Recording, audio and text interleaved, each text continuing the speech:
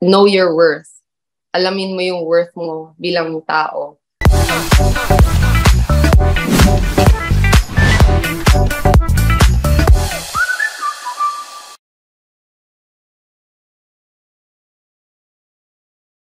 I'm so happy because, ano, I'm so happy kasi finally it's happening. Matagal ko nang hinintay na mag-guest ako sa Magpakailanman, but hindi lang talaga nagkaka-timing because I was working also with different projects with GMA, and at the same time I was looking for the perfect story. So finally, nag-align yung mga stars and now it's happening. And I'm happy and nervous at the same time na, ay, Ginoo ko, sana dagan din mo suporta.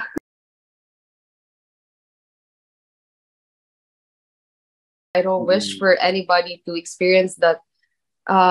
But, you know, gosh, Alwin, I can't go into the details, but I have close family friends that I have witnessed na I saw, oh my God, naiyak ako.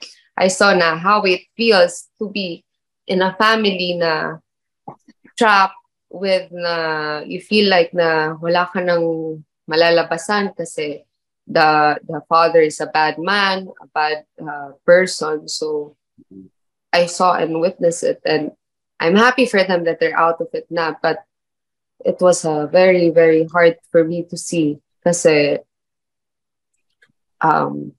as a family member, you can do so much, but you cannot really interfere problema ng pamilya sa pamilya.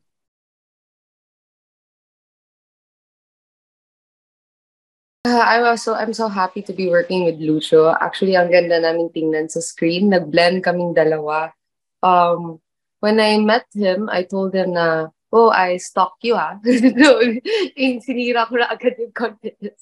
Biniro ko lang para hindi siya maging matense sa mga eksena kasi at the time. And I was like saying na, we could play it out, we could talk about it before we do any scene. And it's very collaborative, and at the same time with the guidance of Direk Gina Alahar, naging madali at ease kami sa isa't isa.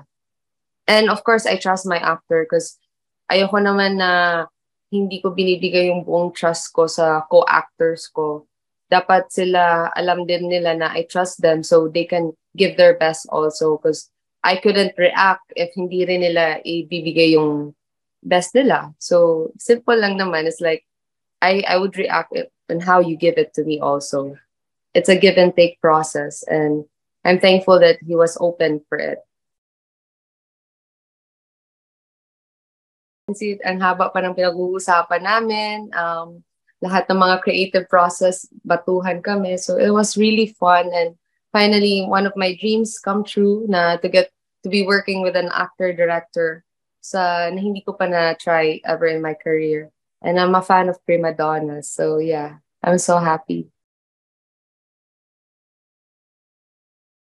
Oh my God. Know your worth. Alamin mo yung worth mo bilang tao. Mababae ka man o lalaki ka, or, kailangan mahalin mo yung sarili mo and know na nobody can hurt you.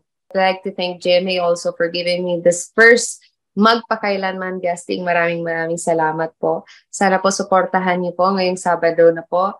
Timing, it's International Women's Month. This is a very women-based story. So sana po suportahan nyo at mapanood nyo. Directed by Miss Gina Alahar, and I'm working with Lucio Ayala. So thank you so much.